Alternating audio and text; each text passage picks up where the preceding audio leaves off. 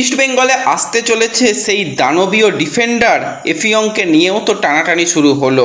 Sponsor আনতে চলেছে east Bengal. তো নমস্কার বন্ধুরা, welcome to ST unique sports. বন্ধুরা, এই ভিডিওতে আমরা কথা বলবো বেশ কিছু ফুটবল আপডেট নিয়ে। মূলত আলোচনা রয়েছে কিছু বিদেশি প্লেয়ারদের নিয়ে, ট্রান্সফার মার্কেটে কী কথাবার্তা চলছে সেই সমস্ত আপডেট নিয়ে, ইস্ট বেঙ্গলকে নিয়ে। তো অবশ্যই ভিডিওটা পুরোটা দেখো, ভালো লাগলে লাইক শেয়ার করে দিও। আর যারা চ্যানেলে প্রথমবারের জন্য এসেছো, মনে করে চ্যানেলটাকে সাবস্ক্রাইব আর ফলো করে নিও, তাহলে প্রিয় দলের খেলার সমস্ত আপডেট তোমরা এখানে পেয়ে যাবে। তো চলো আর দেরি না করে ভিডিও শুরু করা যাক।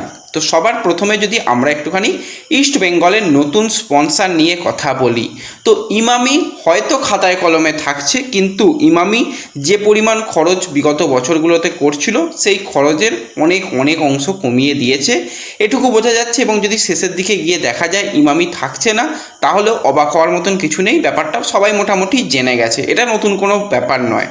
তো ইস্ট বেঙ্গলের ম্যানেজমেন্ট, বিশেষত ক্লাব ম্যানেজমেন্ট কিন্তু এবং ক্লাবের শীর্ষকর্তার চেষ্টা চালাচ্ছে যে নতুন কোনো স্পন্সর নিয়ে আসা। এবার এখনই বড় সড়ো স্পন্সর আনাটা এই সিজনে এত কুইক সম্ভব নয়। তো সেক্ষেত্রে বেশ কিছু স্পন্সর রয়েছে, সেগুলোকে দিয়ে প্লাস নতুন কিছু চেষ্টা চালানো হয়েছে, কিছু বাইরের কোম্পানির সাথে কথা বলা এটসেট্রা করা হয়েছে।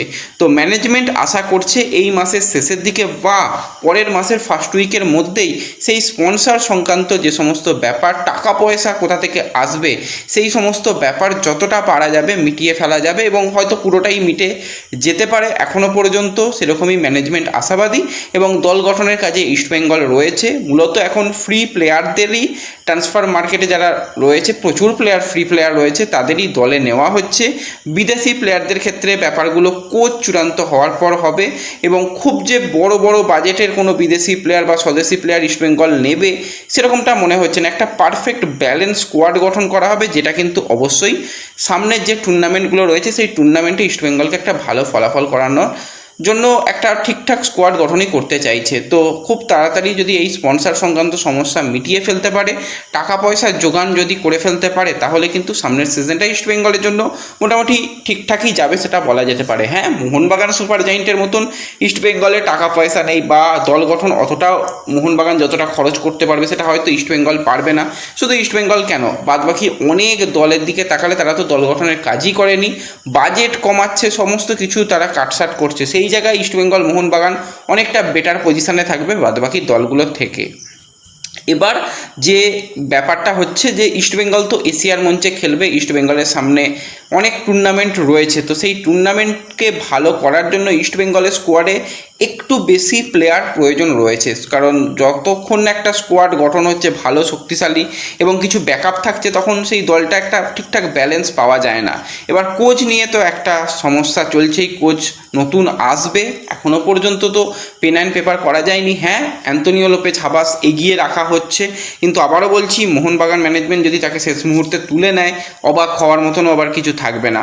কিন্তু যতটা এখনও পর্যন্ত বোঝা যাচ্ছে সোর্স মারফত যেরকম খবর বা বড় বড় মিডিয়াও যেরকমভাবে রিপোর্ট করছে, তো সেই অনুযায়ী অ্যান্তোনিও লোপেজ হাবাস যদি ইস্ট বেঙ্গলে হট সিটে বসে, তাহলেই কিন্তু মোটামুটি সেটা একদম ঠিকঠাক হবে।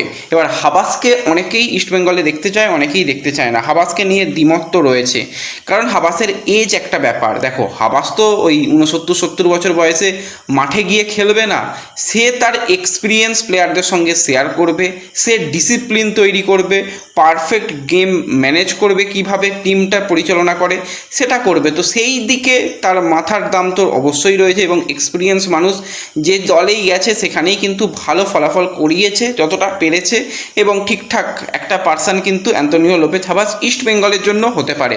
কারণ ইস্ট বেঙ্গলের কাছেও কিন্তু বেশ কিছু ভালো প্লেয়ার রয়েছে, তাদের ম্যানেজ যদি ঠিকঠাকভাবে করা যায়, যেটা অস্কার ব্রুসন খুব ভালোভাবে করেছিল, তাহলে কিন্তু এই দল থেকে সাফল্য এনে দেওয়াটা যেতেই পারে।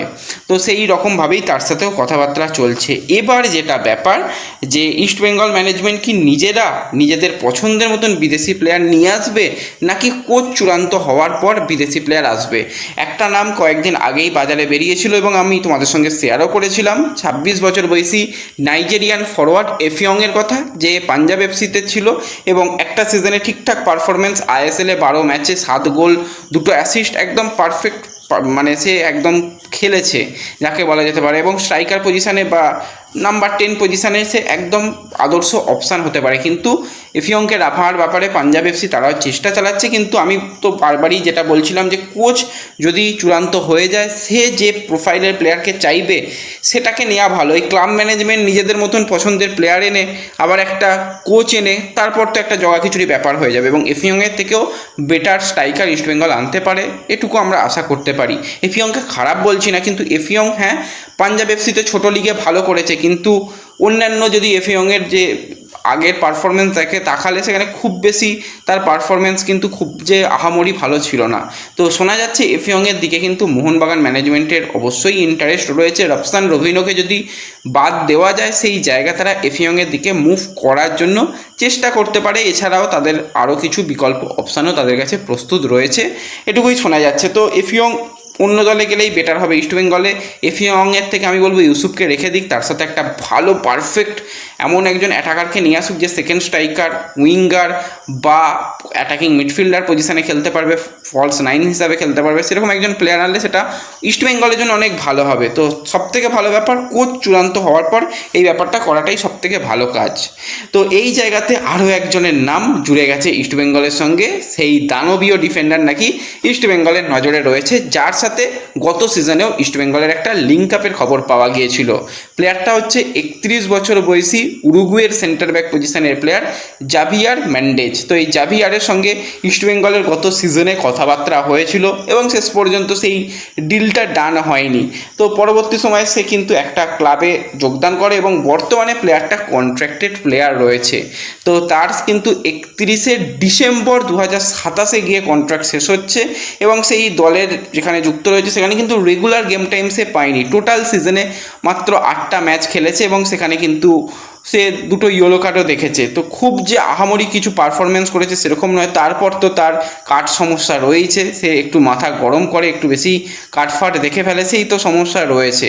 তো এই প্লেয়ারের সঙ্গে এই সিজনে কোনো রকমভাবে এখনও পর্যন্ত লিঙ্ক আপের খবর বেরিয়ে আসেনি। যেখান থেকে যেগুলো শুনছো সেগুলো জাস্ট ওই আর কি ভাসিয়ে দেওয়া বা মন গড়া কথা। কিন্তু ইস্টবেঙ্গল কেভিন সিভিলেকে রাখার অনেক রকম চেষ্টা করছে। হয়তো কেভিন সিভিলেকে যদি নাও রাখতে পারে, কোচ চূড়ান্ত হয়ে যাওয়ার পর কোচ তার পছন্দের প্রোফাইলের প্লেয়ারকে এই পজিশানে অন্তত কোচ চেয়েছে 3 থেকে 4 জন তার পছন্দের মতন প্লেয়ার আনতে। যদি সেটা হয় সেটা সবথেকে বেটার হবে। কিন্তু এই প্লেয়ারের সঙ্গে ইস্টবেঙ্গলের যে লিঙ্ক আপের যে খবর করা হচ্ছে সেটার কিন্তু বাস্তবে কোনো যুক্তি নেই বলেই বোঝা যাচ্ছে। এবার আমরা একটুখানি এফসি গোয়াকে নিয়ে কথা বলবো। তারাও কিন্তু অবশ্যই এশিয়ার মঞ্চে খেলবে। এফসি গোয়া কিন্তু বেশ কিছু কোচের সঙ্গে কথাবার্তা বলেছে। এফসি গোয়া চাইছে কোনো এক্সপিরিয়েন্স একটু কম টাকায় যদি পাওয়া যায় বিদেশি কোচ তাহলে খুবই ভালো হবে, তা না হলে তারা ইন্ডিয়ান কোচের দিকেও যেতে পারে। তো সেই জায়গাতেই এফসি গোয়া ম্যানেজমেন্টের নজরে রয়েছে কিন্তু 54 বছর বয়সী স্প্যানিশ কোচ কিভু ভিকুনা। তো কিভু ভিকুনা একটা আলাদাই মানুষ, সে মোহনবাগানে সাফল্য এনে দিয়েছে, ডায়মন্ড হারবারকে আই লিগ 3, আই লিগ 2 এবং সবশেষে ইন্ডিয়ান ফুটবল লিগ চ্যাম্পিয়ন করে আইএসএল পর্যন্ত নিয়ে এসেছে। বা ডায়মন্ড হারবারের অবস্থা খারাপ, তাদের কথা বাদ রাখো। তো ঠিকঠাক মানে একজন যদি বলা যায় যে কোচ এবং যথেষ্ট সাফল্য সে ইন্ডিয়ান ফুটবলে পেয়েছে, এই একটা অপশান কিন্তু এফসি গোয়া ম্যানেজমেন্ট দেখছে। তো দারুণ মানের কোচ কিভু ভিকুনা এবং তার প্লেয়িং স্টাইল এবং তার চ্যাম্পিয়ন মেন্টালিটি তো রয়েইছে আমরা জানি। তো যদি গোয়া দলে যায় তো খুবই ভালো হবে, কিন্তু গোয়া যদি শেষ পর্যন্ত এই কোচকে চূড়ান্ত না করে যদি কোনো ইন্ডিয়ান কোচকেও নেয় তাহলে অবাক হওয়ার মতন কিছু নেই। গোয়া কিন্তু তাদের বাজেট অনেক কমিয়ে নিচ্ছে, এটুকু বলাই যায়। তো ব্যাস এই ভিডিওতে এই আপডেটগুলোই শেয়ার করার ছিল।